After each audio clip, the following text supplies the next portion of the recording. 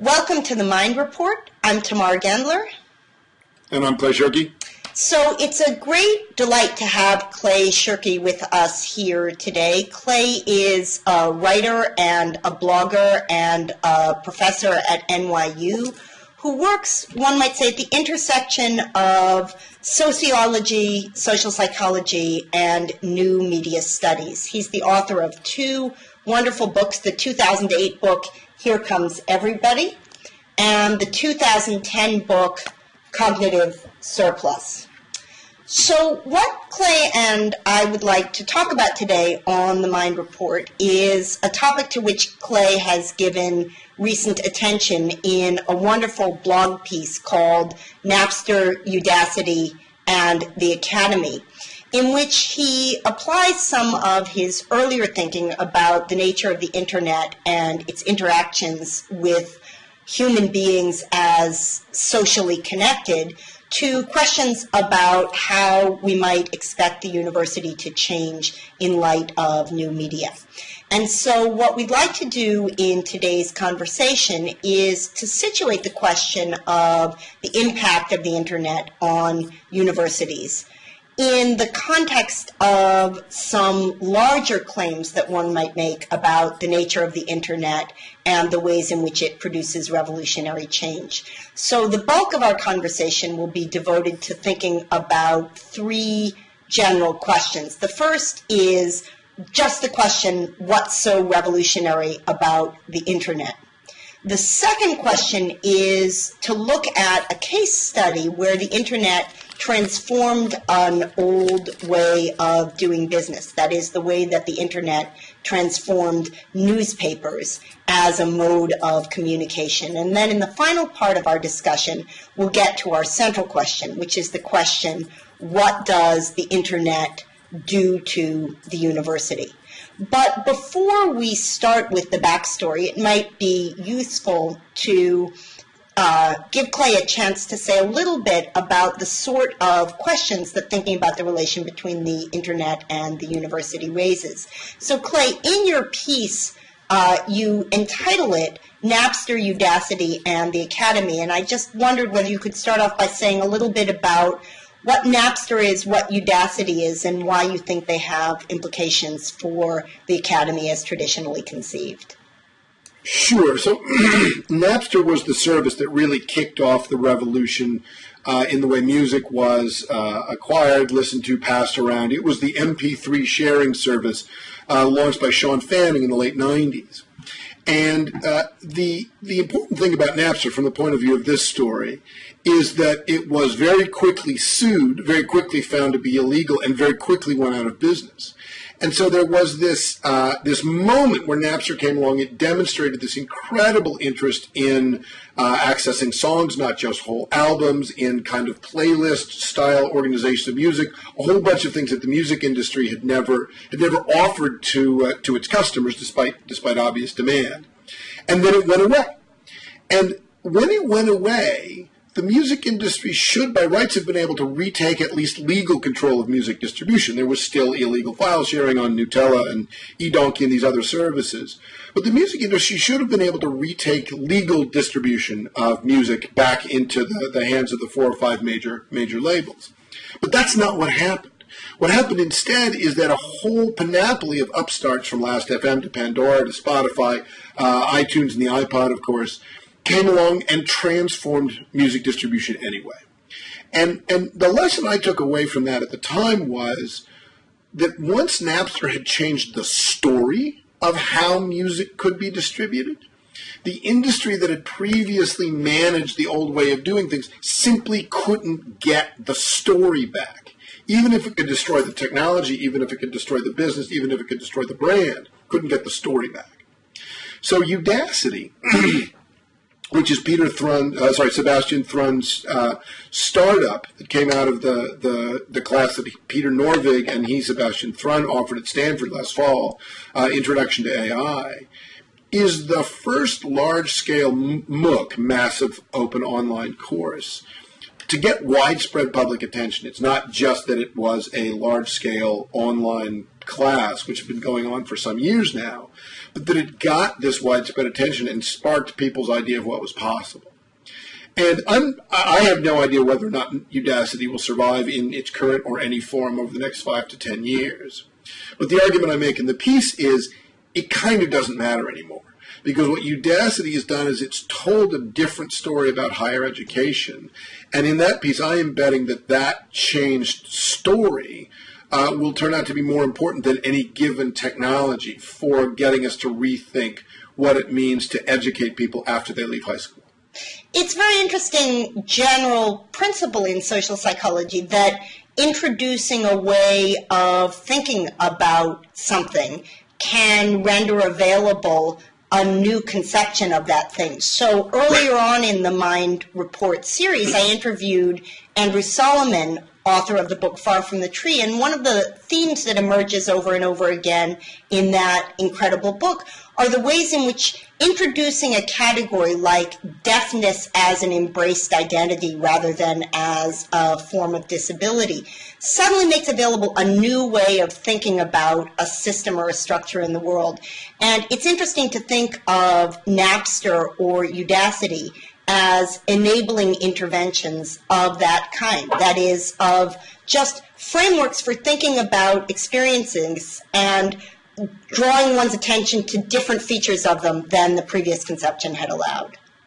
Right. And my sister, who's a deaf education instructor, has seen much of that same thing. In fact, there's a book called Train Go Sorry about the uprising at Gallaudet at the Deaf College when they were about to nominate a hearing president. And the students had this moment where they realized, wait, we're participants in this community. And in fact, if we conceive of deafness as a kind of linguistic community and not just as a disability, our leader has to be deaf. And it altered the way they thought of their ability to take on that problem. And that is really one of the things that the internet does over and over again in industry after industry and area of life after area of life, which it creates this argument about metaphors, about how is it that we should frame and understand what it is we're doing here. So the people who look at YouTube and think, why are all these individual citizens uploading all this material for free? They're using the frame of unpaid work. Mm-hmm. Whereas if you go down to a bar and you think, why are these people paying more than the alcohol costs to sit in this bar, alcohol plus real estate to sit in this bar, isn't the owner stealing their content? And the answer is no. They actually have a frame where the owner's providing them a platform for sharing with each other. And YouTube, the exact same set of behaviors on YouTube will look completely different depending on whether you're using the frame of unpaid media labor or convivial sharing environment. In one of the pieces of yours that I read in preparation for our discussion, you tell the famous story of the Israeli daycare study, where yes, Denise and Rusticini, absolutely. That's right. Where, as many of our listeners know, there was an Israeli daycare center that allowed that had no policies about picking up children late from daycare. And in order, they thought, to disincentivize the late picking up of children, they began charging a fee for it. And the result of that was, as many students of social psychology know, to actually increase the number of parents who picked up their children late, because it changed the transaction into one that was perceived under a frame of commodification. And right. The ability of a frame to change mindset and then to change with it both patterns of attention and patterns of response is crucial. And the insight that Napster and Udacity are instances of that is a really interesting way to think about the nature of the transformation of the university. To what other categories of institutions will it be conceptually assimilated? Well, so, I mean, one of the things, when you start a conversation like this, you sort of have to make an excuse for using the word revolution, because it's one of the most overused words in the last 30 years. I once saw a press release advertising that cars came in a revolutionary new color, and I thought, I bet not.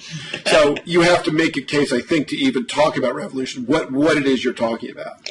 And some years ago, about a dozen years ago, I adopted Jack Barzun's definition of revolution, which is a change in society so large that the contemporaneous institutions are not adequate to hold it. So in a way, my definition of institution almost always looks at the places in which the pressure is on institutional forms of organization, of work, of life, of mental picture, mental map of society. And when I think about the things that the internet changes dramatically, not a little bit, but really at a scale that's hard to overstate, it's lowered the cost of access to information. It has increased citizen access to the public sphere. And it's the first medium we've got that's natively good at group forming, at both group conversation and group coordination.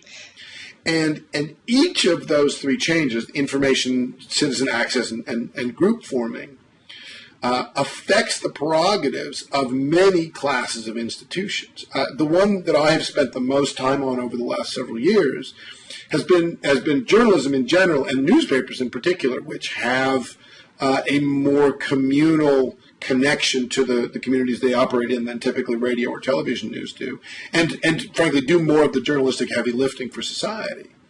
And although the principal challenge to newspapers as going concerns was in fact just the fall in advertising rates, right? The supply and demand says when you've got a lot more places you can run ads, the price of ads falls. But if you looked at what the newspaper people were actually getting themselves worked up about over the last decade, it was the challenge to their legitimacy as the sole source of publicly valuable information, particularly as provided by bloggers. And so the whole journalists versus bloggers conversation, which was patently ridiculous, right? There were some journalists who were bloggers. There were some bloggers who had started to do something that was indistinguishable from journalism in print, right? There was no clean separation there.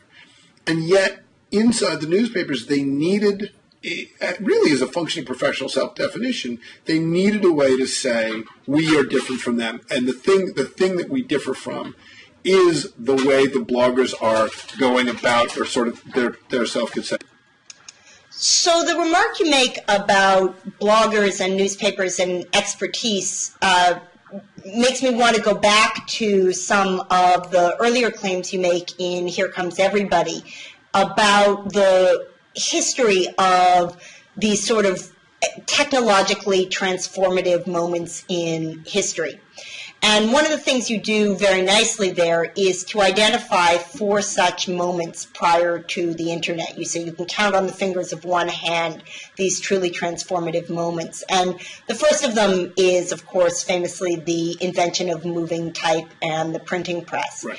And then the second of these is the introduction of remote communication through wires in the form of the telephone and the telegraph. The third is the possibility of recording both auditory and visual information and then reproducing that through photography, right, through audio recording of various kinds, and through video recording. And then the fourth is the possibility of at least one-way and then two-way wireless remote communication through radio waves in the form of radio and then visually with television. And the first and third of those, that is the printing press and photography and film, are cases that involve the recording and dissemination of information. Right. The second and fourth, the telephone and then radio and television, are cases that involve the dissemination of information and the communication of information. And I take it that what you think is uniquely innovative about the internet, and you adverted to it a bit in your previous remarks, are the ways in which it in fact combines both of these right. forms of innovation. Right. And in fact, I think one of the analogies I'm making Here Comes Everybody is that the internet is as if you bought a phone, as if you bought a telephone, which with a few buttons, a few touches of a button, could become Clear Channel. Yes. And that change is really still being factored in whenever we talk about what it is we talk about when we talk about the media, this idea of the media. I have a collection of literature that could not have been published in any mainstream publication that nevertheless has gotten very wide coverage now. The most famous recent one is the mother of the boy with autism who has threatened her with death. And she made the very memorable claim, and obviously the mental health issues are complicated and being discussed elsewhere, but she made the very memorable claim, I am Adam Lanza's mother, which is to say, I am the mother of someone who, if things keep going the way they are going, I can imagine becoming a mass murderer. And there's an amazing conversation to be had about child raising, about autism, about mental issues, about violence. But the thing, just as someone who studies the media landscape, is that piece was written in a completely personal voice. It is long. It could never have appeared as an op-ed. It is extraordinarily personal. She names and photographs her child, which creates a bunch of ethical issues, but they are ethical issues that no one other than the mother has any standing in. And it spread like wildfire. And it spread through these social networks. It spread one, friend recommendation to another on Twitter and on Facebook and an email and so forth. And that ability to take the formerly two-way channel that we're used to from the phone, the telegraph, and so forth, and have it slide in an unbroken scale all the way up to a global broadcast platform with no breaks. You don't change media. You don't need to hire any professionals. As I say, I think in the second book, in Cognitive Surplus, publishing has gone from being a function to being a button. And that change is a really big deal because, as we know from, really Habermas started the conversation about the public sphere, but almost everyone who has weighed in since then, whether it's Nancy Fraser or Yochai Benkler, has had to wrestle with the idea of who gets to speak on the public's behalf. And we're in the middle of the largest increase in direct public speech by citizens in recorded history. The printing press was amazing for that. It was, in my view, the previous high watermark of this change.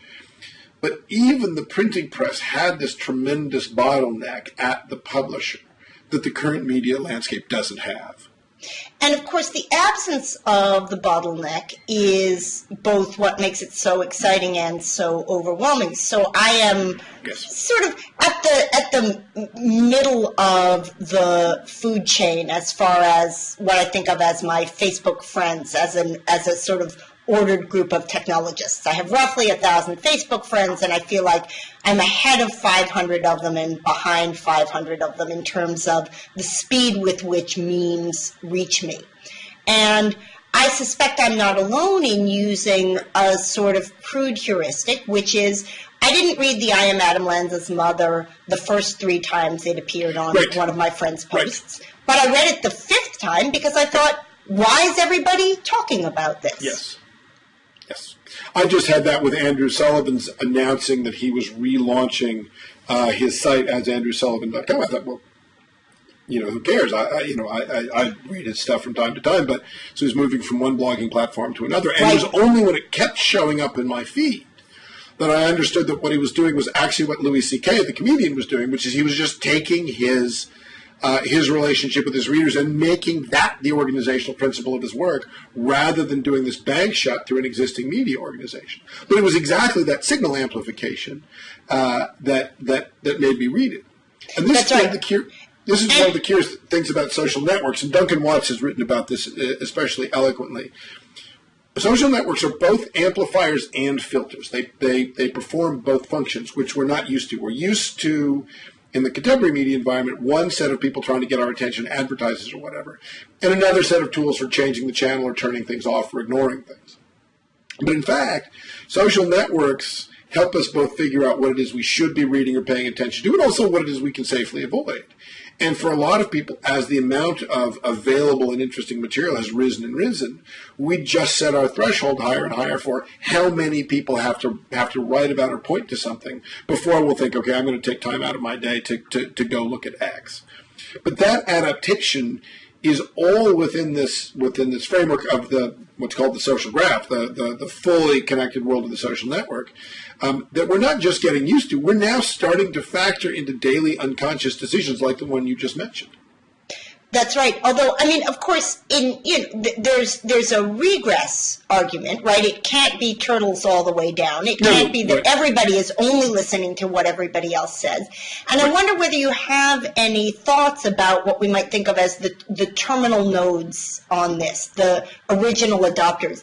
Is it a distribution of expertise? Is the thought that somebody's a particularly nuanced reader of blogs about knitting, and that's the person we trust on those? Or are there people who are just general consumers of first-order information who are filtering what gets broadcast more widely? I mean, there are both. There are many roles, and in fact, the field, the sort of social psychology field that you're pointing to is called social search. And the question is, it starts in fact from Stanley Milgram's famous work in '67, where he had people forward by hand on first name basis a bunch of letters from Wisconsin to a stockbroker in Massachusetts, and the average for the letters that arrived, the average number of hops they went through was 6, and that's where the famous phrase 6 degrees of separation comes from. There are a whole collection of roles. Some people are experts on a subject, but don't have a wide audience. Some people have a wide audience, but are not experts on a subject. And the symbiotic relationship between those classes is a potentially very fruitful one for both raising the quality of the media people read and talk about, and also raising the variety.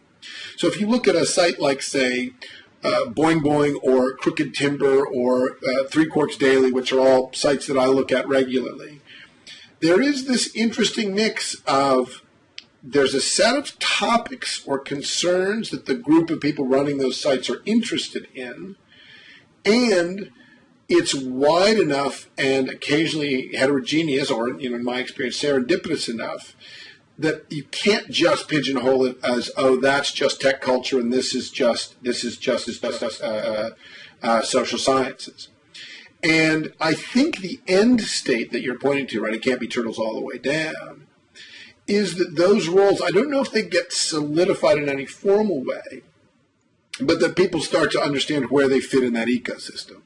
The great thing that Duncan Watts, who I just mentioned, the great thing that he gave us was an understanding of what's called the small worlds network pattern, which is that there is a large collection of people who have a moderate number of friends and a moderate number of acquaintances and a moderate number of conversations. And that those relatively tight clusters are held together by a relative handful of people who are unbelievably hyper-connected, people whose Rolodexes are bigger than yours and mine put together and then some. And we can't all be hyper-connected people, or of course we would never get anything done. But on the other hand, if all we did was beaver away in our own little offices working on our own little problems, and nobody said, hey, I was just talking to Tamar a week ago, and do you know what she said? We would also miss a lot of these serendipitous opportunities. So that's where I think the network goes, is that there's always some loss of carrying capacity. You can never have a network that's both perfectly efficient at distributing information and also perfectly acceptable to its users, because we would all drown in information. But we get this world where people sort themselves into the various roles of, I produce information, or I vet information, I pass information along, I recommend information, and that settles down into a fabric that is larger and more varied than any one person could do. So let's take the discussion that we've been having that's a general question about loci of expert information and start thinking about the implications that it has for the university. Right.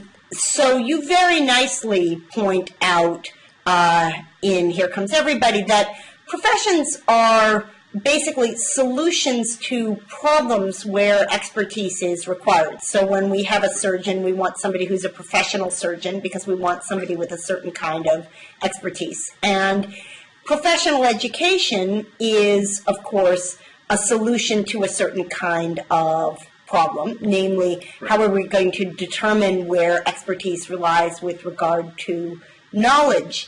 And universities built up around that idea, in addition to building up around many, many other things. And one of the ways of thinking about the problems that the contemporary university faces is that there was a sort of bundling of skills that were put together in a particular institutional structure that are becoming unbundled. And I wondered whether you might want to start talking about that. Well, I think that's exactly it. I mean, there have been several challenges to the university in one way or another in its traditional structure. If you go back to the University of Phoenix and the founding of the kind of commercial services, later, Kaplan's and Capella, or if you look at the places that are essentially issuing credit for tests and previous work, Empire College and so forth, and in fact a general willingness among college campuses to expand, or rather college administrations to expand credit for things like internships and so forth. You see all of these attempts to replace individual parts of the college experience while keeping the bundle intact.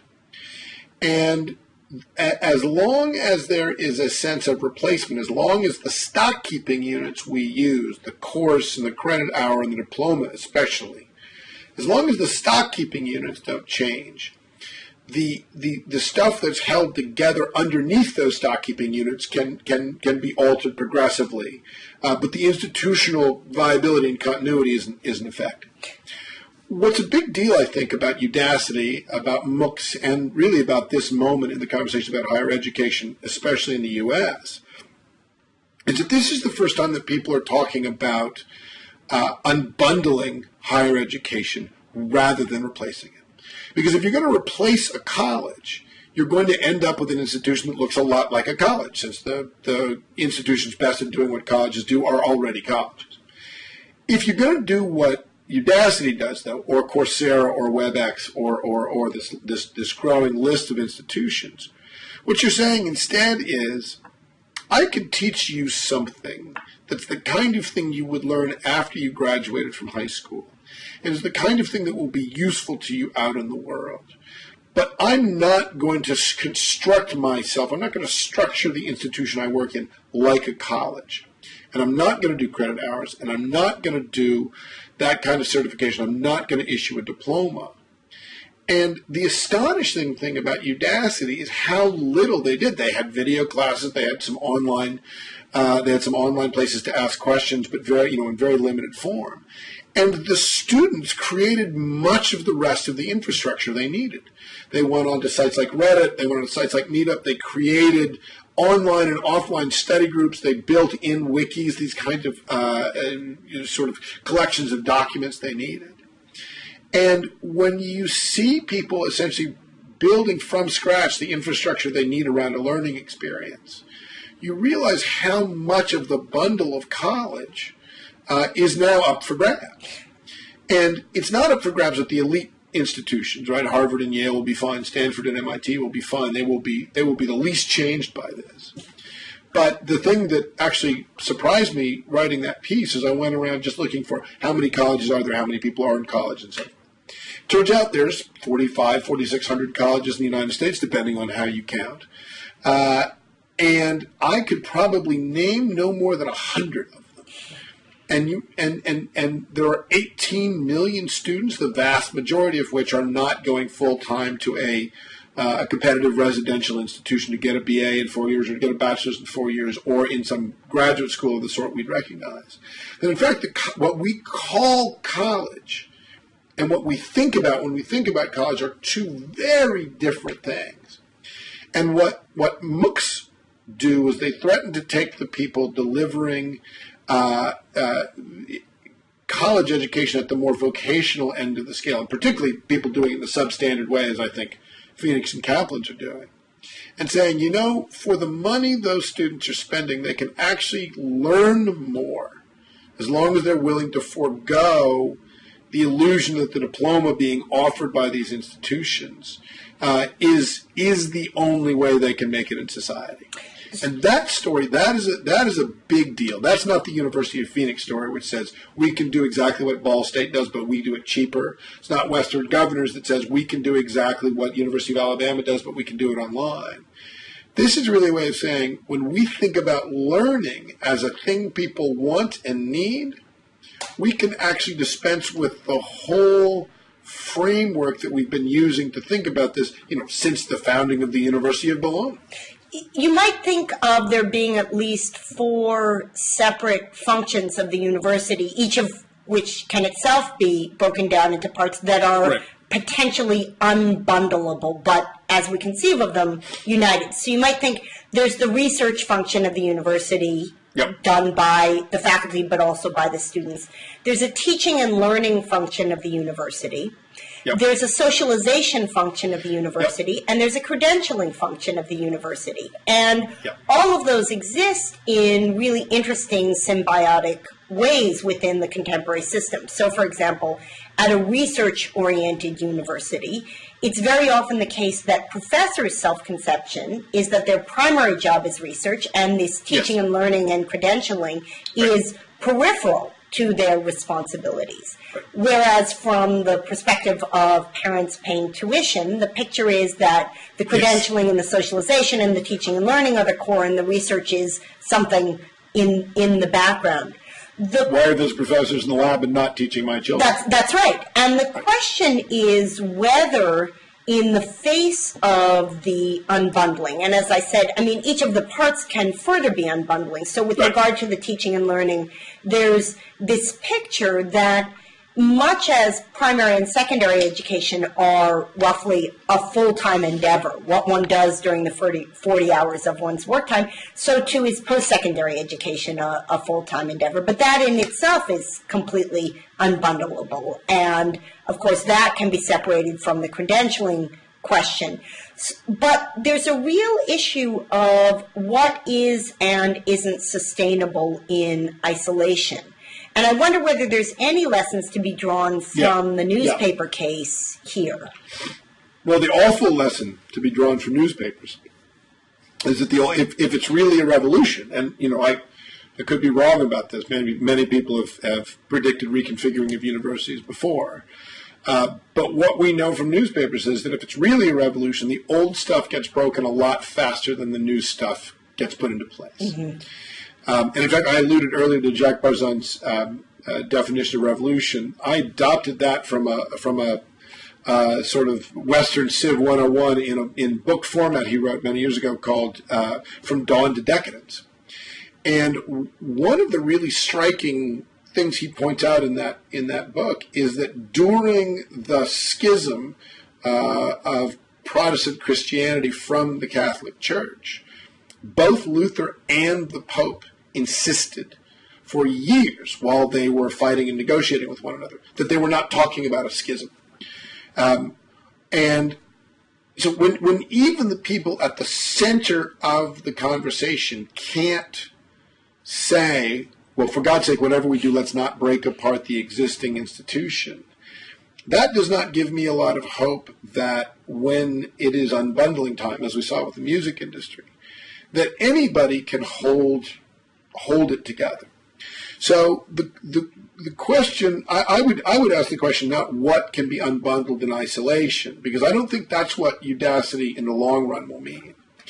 What I think will happen is that whatever can be unbundled will be unbundled, and without the crazy cross-subsidies that we all know and live with every day in large research institutions, we will find out which strategies work in the new environment. Mm-hmm.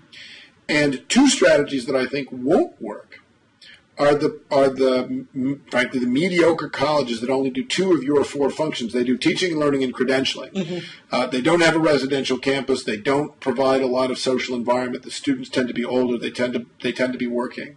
The kind of formative late adolescence and early adulthood that you and I went through in a bucolic campus setting is not and has never been on the menu for most colleges in the U.S. And they do teaching and learning, and very often of the sort that's very, very particularly focused on certain classes of jobs, walking out of college and getting certain classes of jobs. That group of institutions, which numbers in the thousands, is certainly the most vulnerable to unbundling, the unbundling of the teaching and learning bit. Though the research piece is really the complicated piece, because we have relied on academic institutions to provide that particular positive externality for 1,000 years.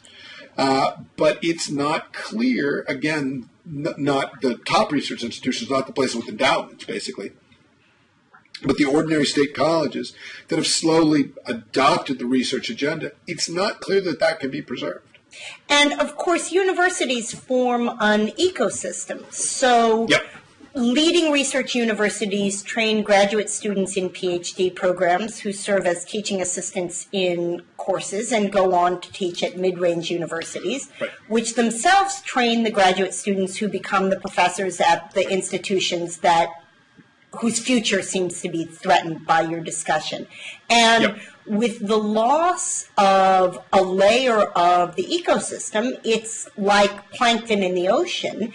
It's entirely unpredictable what sorts of effects that will have, even for the endowment-based universities, I think.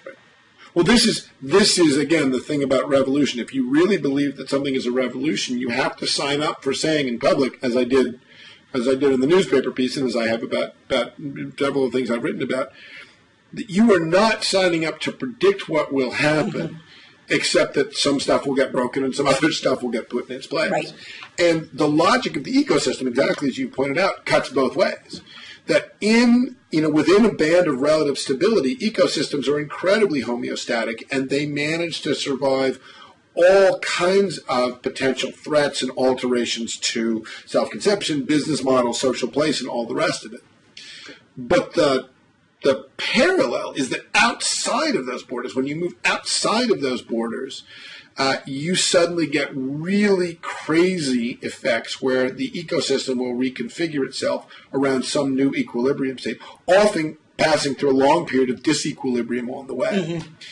Now, the interesting thing about the story you just told of the sort of happy cascade is I think you and I were in college for the end of the period when that actually worked well, at least in the United States. There had been several successive waves of increasing freshman populations. There was the GI Bill. There was the baby boom.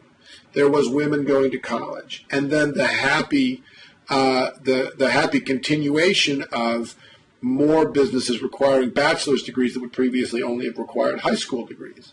And so for a long time, really late 1940s through early 1980s, you could pretty confidently show up at a good school, not even a top-tier school, but a good school, with the announced intention of looking into the letters between D.H. or H.D. and D.H. Lawrence, or reading Pound and Eliot or what have you, and think, well, when I get out of here, I can get a job. Mm-hmm. And I was struck by, many of our cohort leaving and finding there were no jobs for Pound and Eliot scholars. That's right. That the base of the pyramid had shrunk, that Balmo's cost disease had led increasing numbers of institutions to offload basic teaching to graduate students or to adjuncts, and that the Supreme Court striking down of mandatory retirement age had broken part of what made the old bargain of the tenure system work.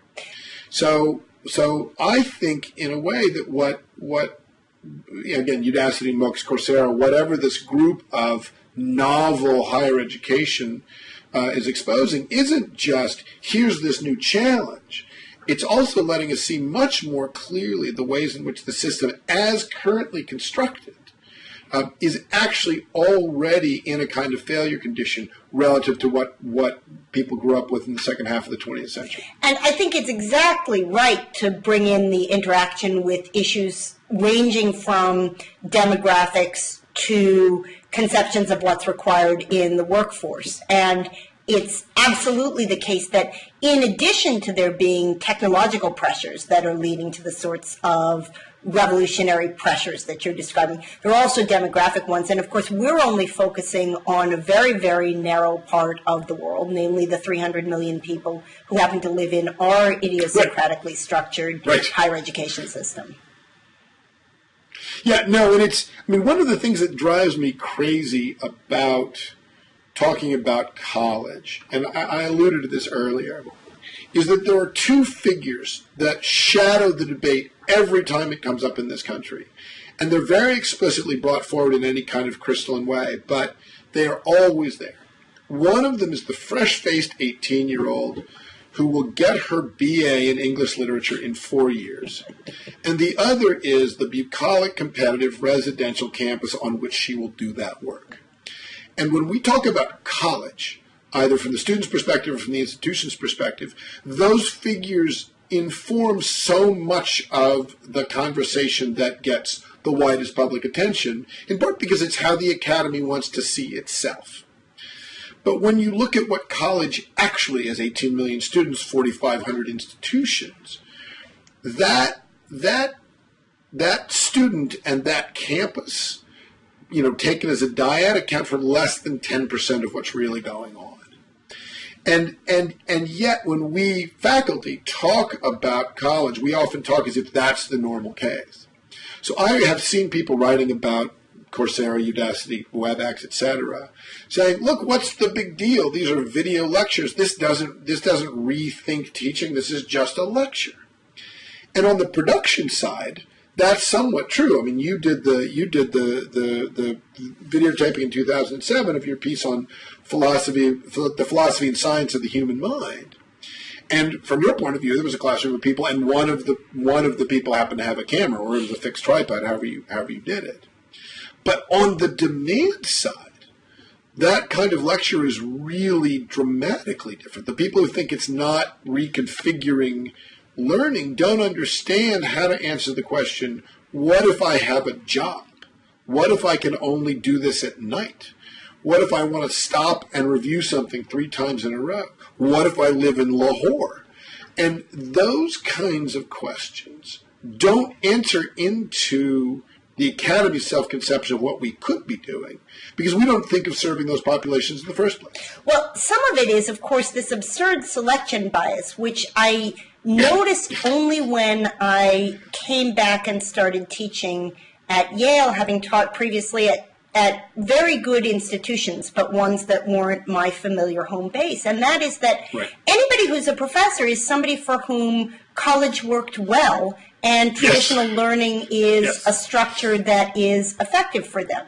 And so in some sense, we have this absurd situation where the providers of content for these 18 million people are actually uniquely qualified to provide it to the 1.8 million of them who are similar to themselves. And even in teaching the philosophy and the science of human nature course, which you rightly note was taught roughly with the camera as one additional person in the classroom, I thought I was making the sorts of adjustments I needed to be speaking potentially to a wider audience, potentially to people with whom I wouldn't have the opportunity for repeated interaction, people whose cultural assumptions might be different from mine.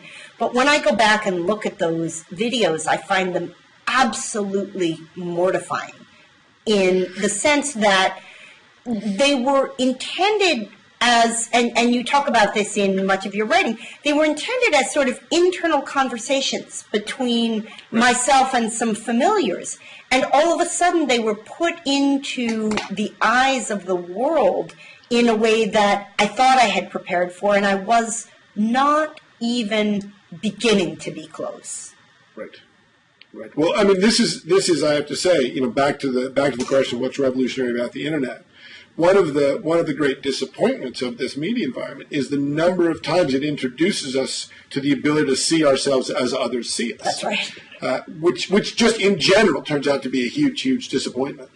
And there is certainly something to that, adapting that style, right? Because when you are at Yale, when you're at NYU, when you're looking around in a room full of graduate students, you are looking at putative future peers, right? There isn't a sense of, I'm going to train you to do something I do better than you will ever do it.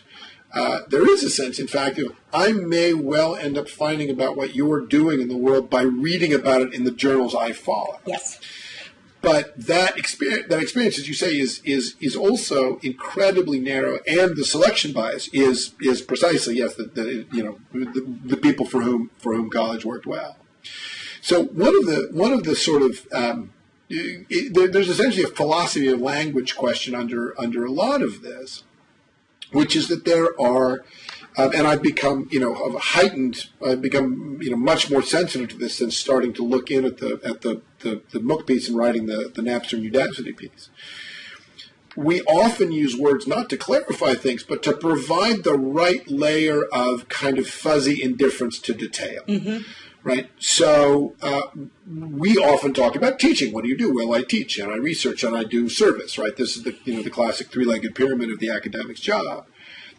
But if you take away the word teaching, and in fact this is something I'm trying to figure out how to frame so I can write about it in the next piece on the Academy. If you take away the word teaching, this is straight Bruno Latour. Take away the word teaching and now talk to me about what you do in your day. No magic jumps, no large vaporous balloons of concept. Tell me what you do. Some of what you do is talking. Some of what you do is write on the whiteboard. Some of what you do is to ask the students a question, answer a question, try to get the students talking to each other, try to get the students to stop arguing with each other. And there you would need about 24 verbs to describe just the encounter in the classroom plus the times when you sit with the students in your office or in the lounge or what have you, if you don't use the word teaching. And that, I think, is one of the things that makes me think that this change with MOOCs is going to be a much bigger deal than the challenge presented by, e.g., the University of Phoenix or other kind of new style academic institutions. It's precisely that Udacity, Coursera, WebEx are reaching in and saying, we're going to take this one piece. We're going to take the word teaching off the top of this pile of interesting things, and then we're going to take one of those things out.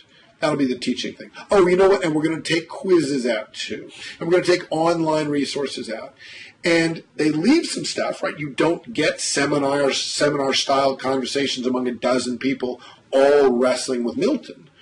But you do get Introduction to AI for 20,000 people.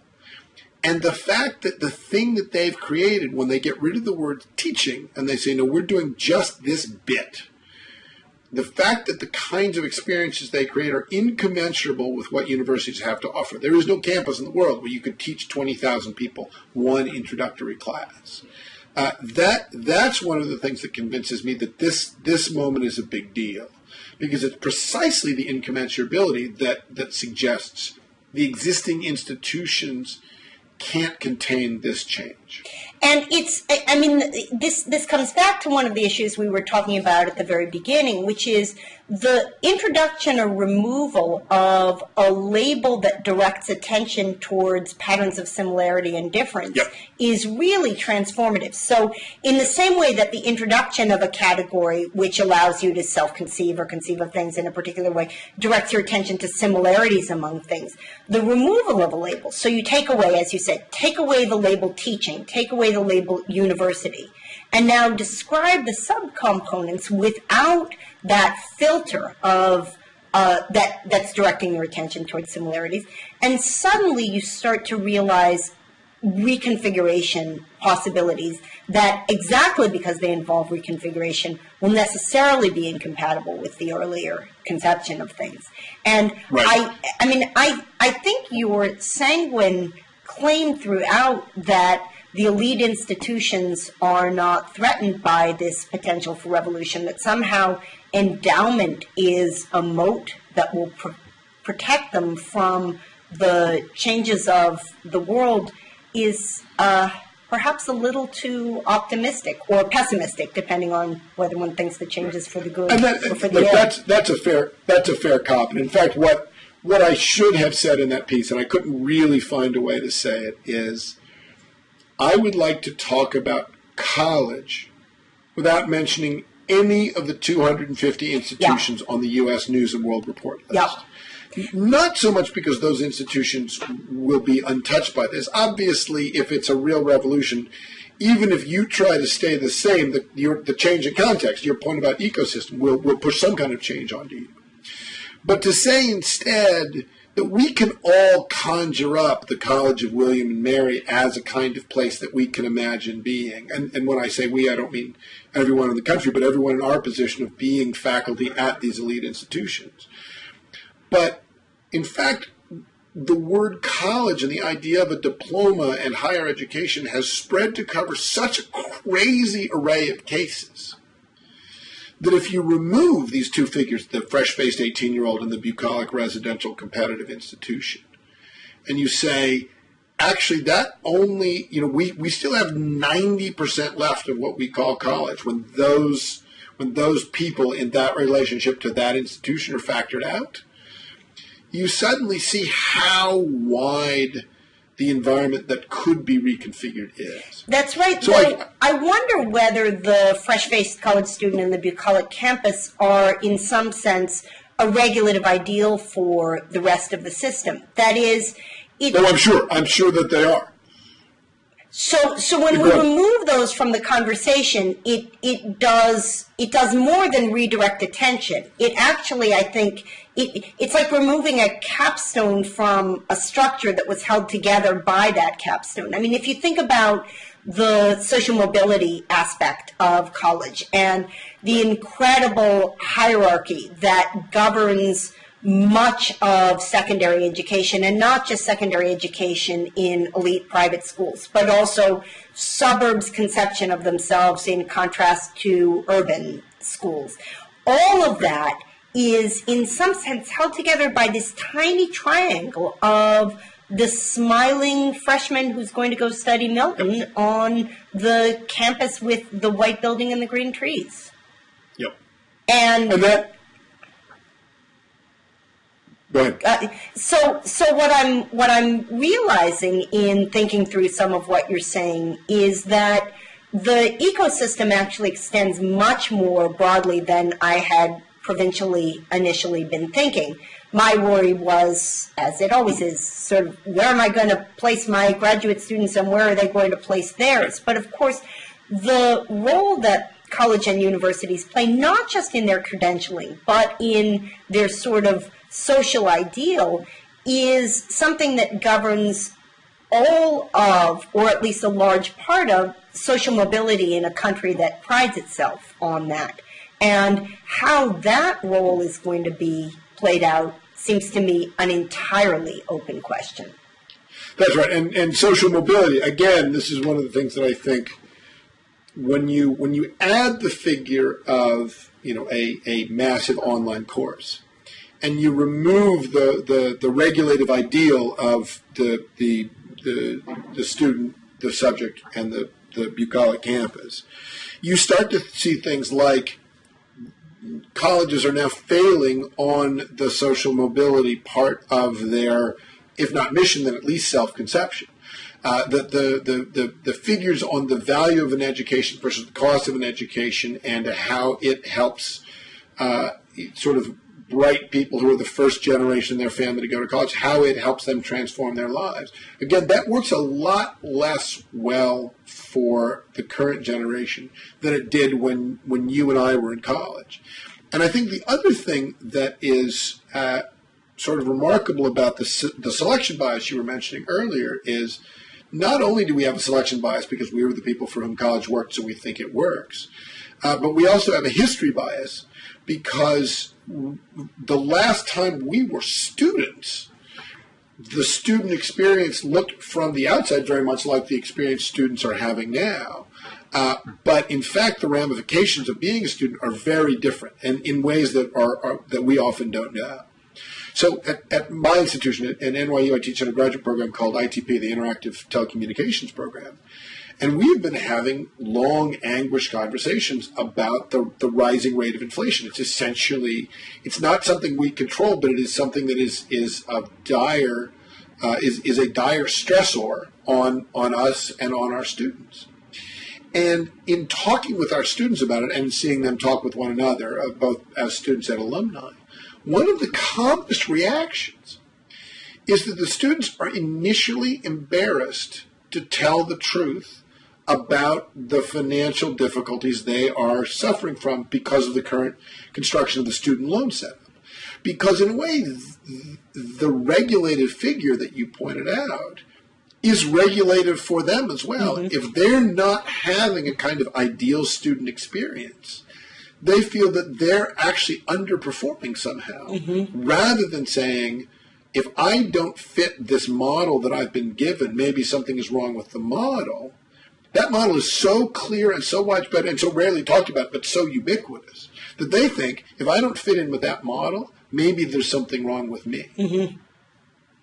And the presumption that post-secondary education needs to be a full-time activity in order to provide social mobility is perhaps the most severe mismatch. So I'm sure you read the incredibly moving piece in the Times maybe 2 weeks ago about the young women from Galveston, Texas, and yes. the way in which the ambitions of going to college were thwarted by an assumption that the only way to leave a community eventually was to leave a community at the age of 18. And the idea, completely and right away, which would be just you break all ties, you go, you find a new world, you give up on your caretaking and being cared for responsibilities in whatever community of which you're a part. You, in the course of doing that, acquire the knowledge and skills that will allow you to have a career that you find fulfilling. That the mismatch of that with the lived reality of many students is a way in which the transformative nature of rethinking the institution of universities may actually allow social mobility to enter in at a very, very different point. I think that's right. And there's an interesting story there, not just within the external community and the student, but also the community of college and the student. It's quite striking to me. I tell the story in Cognitive Surplus about Chris Avenir, the 19-year-old who almost got kicked out of Ryerson University for being part of a Facebook study group for Chemistry 101.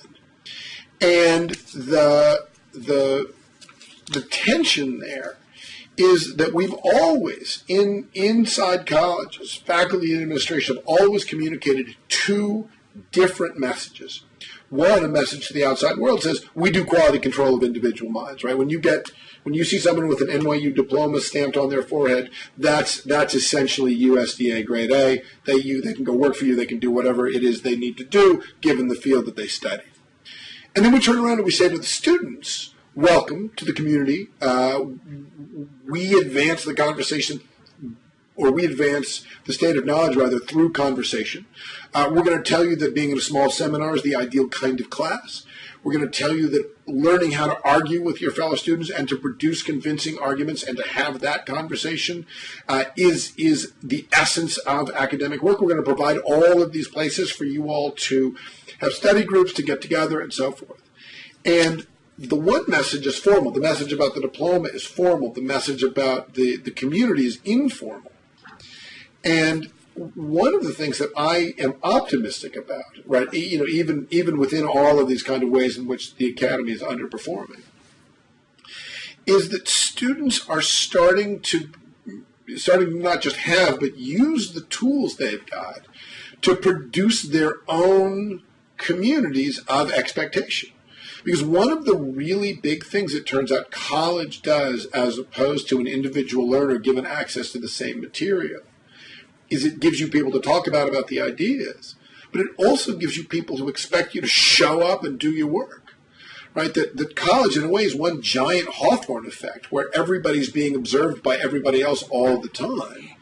And if you do it right, everybody's expectations lift everybody else. That's right. And of course, we also have, in some ways, the inverse of the Israeli daycare story with which we began, which is that, in some ways, pairing credentialing with learning is like pairing paying with showing up on time. Right.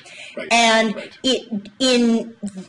Just as a matter of human psychology, to some extent incentivizes, but ends up externalizing the incentivization of the learning. And one... This is the Ed Desi stuff with the cubes. That's right. And so one real question is how to maintain the motivation that credentialing provides without the sort of misincentivization, right? The reason the Ryerson University faculty were worried about the student was because that was a credential-based course, and students didn't feel they were ripping themselves off by having other people do the problem sets. They thought they were beating the system by having other people do the problem sets. Where if the conception was the goal of this course is to understand chemistry, it would be the most absurd thing imaginable to ask somebody else to do the problem set and thereby allow yourself to get credit. And the question of how to leverage, college was one equilibrium for how to leverage the motivational features of human psychology in a way that at least most of the time promoted learning. And what sort of alternative model available seems to me a deeply open and incredibly interesting question.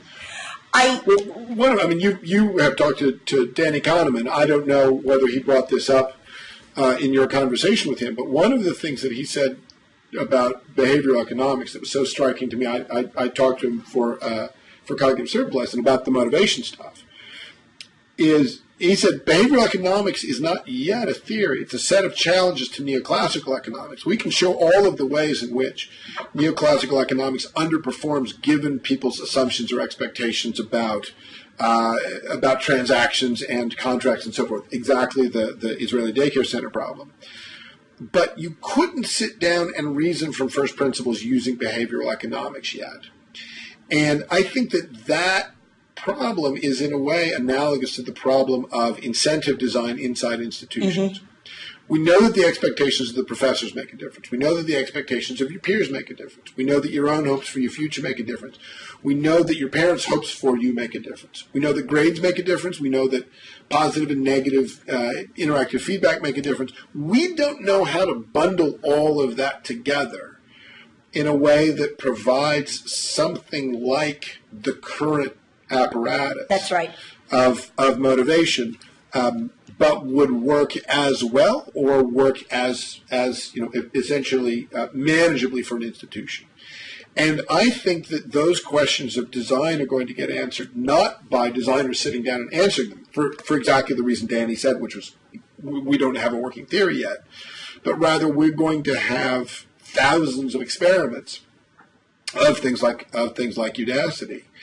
And we will see which ones actually have, which ones have success rates that are comparable or exceed the current ones we expect from the university. That's right.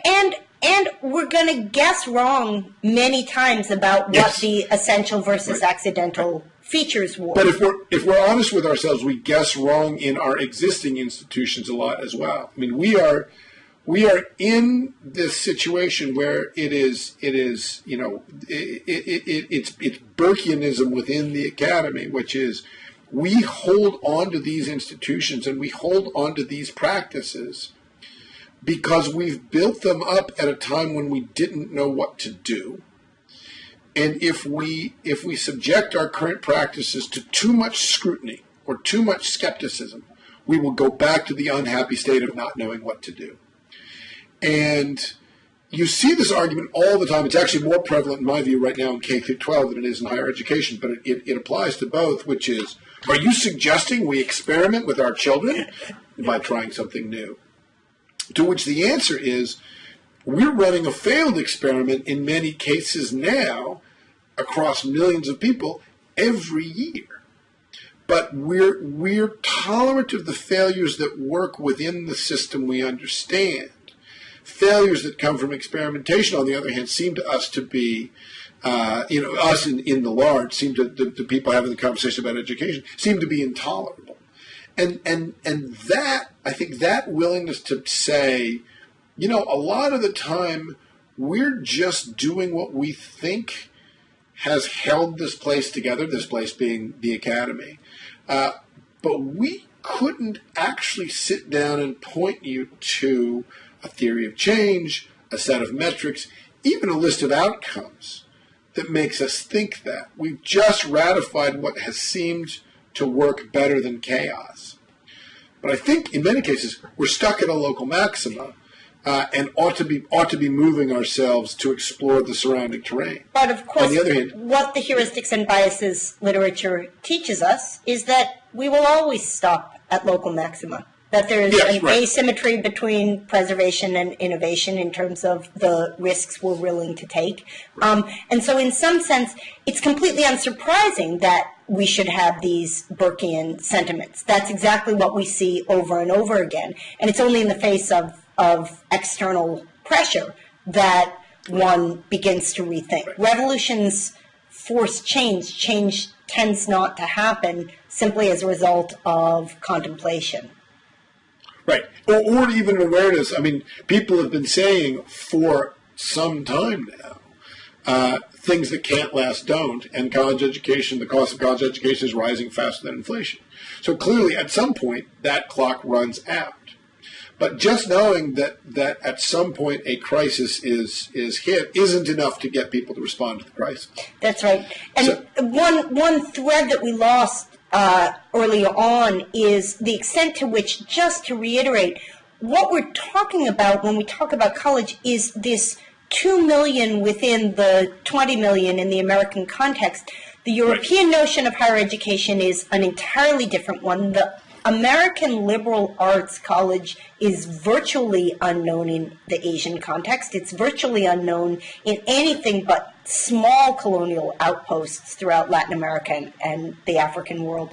So this picture, it's an amazing grip that a single image has on what it is that education could be. And it's in part because the very best part of that image is something that is perhaps the greatest contribution that the American collegiate system makes to education, which is this idea of the 20-person seminar where learning is for its own sake and give and take and a reconfiguration of ideas happens. But if we take a sort of lesson from functionalism in general, which is to ask, what is it that was the outcome of that interaction that's so valuable? And then think about other ways of getting that value. Perhaps there's room to think about reproducing that value without the larger infrastructure of which it's a part. Right. There's that strand, and again, this is the unbundling conversation. There is the strand of taking that value, and that essentially is the challenge that Coursera, more than the others, have picked up, which is to say we're not just going to do introduction to AI, introduction to statistics. We're actually going to take on the Shakespeare seminar. Yeah. And then there are the ways in which we just regard other kinds of college experiences, the ones had by the 18 million outside of this bubble, as being something legitimately worth optimizing.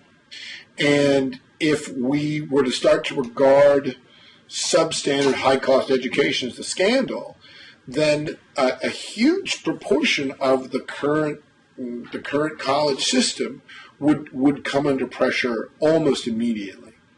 And that, I think that is a source for some optimism, again, about the effects the internet provides. I don't know if you saw during the height of the physical occupations of the Occupy movement, there was a famous Tumblr called wearethe99%.tumblr.com. And over and over and over again, the person who appeared on that was someone who had written out a description of their collegiate experience, their expectations, and these were people who'd gone through college, gotten a degree, and done well, and then nothing available for them on the far side, but crushing debt. Yeah. And those people who were treated, in the figurative conversation we have about college as an edge case, revealed themselves to be a large and aggrieved class. Mm-hmm.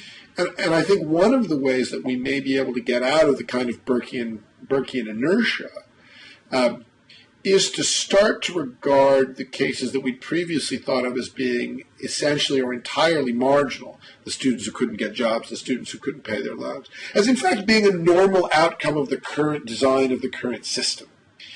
And if you reconfigure your view to say, we have a system that more reliably produces debt than education, and that becomes your normal conception of the full range of what we call college in the United States, the intolerability quotient, at least for me, goes up considerably. And it doesn't even need to become normal in the sense of being treated as typical. one of the things that the revolution with regard to sexuality has done is just to introduce the idea that normal is a much wider range than traditional 1950s conceptions of sexuality suggested, without thereby saying, and the typical case looks different from the heteronormative case. It's just an idea of opening up a range of ways that outcomes could look. But you may be right that with regard to the education, that it's in fact much more like what happened in the recent election with regard to race, which is the recognition that what was traditionally treated as the normative group, the white middle-class male, turns out to be a very, very small proportion of the reality, and that in fact most things don't look like that. Right. Yeah, and you could see this in really, it was not as bad this year, and it was striking to me, but in all previous elections, the question of the gender gap was treated as, well, why aren't women voting like men? And the women who are in the majority were treated as a group whose behavior you would expect to hew to that of the culturally dominant group. And it was only in this election that people were willing to say, wow, men's voting patterns, kind of weird. And I think that some of that, essentially making strange what's normal and normal what's strange, will reconfigure, no other change is required, reconfigure our conception of higher education. If you say, right, the Latina who doesn't want to be disconnected from her community and isn't going to be residentially situated and in 4 years get this kind of degree, and that the person who goes, from an East Coast city to an East Coast school on full freight from their parents is an edge case in a way that almost no conversations about college currently reflect. If you can do both of those things at the same time, then a lot of the unbundling that will happen will not actually be any kind of actual unbundling. It'll just be a mental sense of how much more varied the landscape currently is than we've been taking account of. That seems exactly right, and we should begin to wind up the conversation. But I think the idea that focusing, I think you and I could probably go on for the rest of the day. We could go on forever, but we should probably wrap up. Yeah. But I started off by saying one of the things that I find so intriguing about your work is the way in which it connects insights from new media with insights from sociology and social psychology, and the fact that we started off by asking, how does the university need to change in the face of the internet? And we closed with, how does the university need to change as a result of rethinking what the paradigmatic student looks like? And the result of both of those was to put pressure on a sort of Burkean laziness, is in some ways what I see as paradigmatic of your work, looking simultaneously at how the internet works, and then what would it look like just to take a different person as a paradigm case, right, and exploring how those can play out. One of the things that the internet is astonishingly good at is offering multiple competing paradigm cases. I alluded earlier to this body of literature I've been collecting. It comes from Naomi Wolf's book, The Beauty Myth. And in the last chapter, or maybe second to last chapter, one of the later chapters in that book, Naomi talks about the case in circa the late 80s and early 90s, talks about the case of women's magazines. And says women's magazines are the one place where women can have a completely unfettered conversation, right? There are no men virtually in the room. They can talk to one another frankly and directly. And then the advertisers come in and demand beauty-friendly copy, as the phrase was then. And so Naomi both pointed to and then lamented the potential and the loss of women's magazines as this wide social space, a social space that could be much wider than was enjoyed in the larger society. And I was not yet using the internet. I hadn't come to it until a year or two after I read Beauty Myth. But early on, I started to think this is what Naomi was talking about, right? Is she was talking about a space in which you did not have to accept the paradigm cases handed to you. You did not have to accept that when Walter Cronkite just says that's the way it is, that this is in fact true.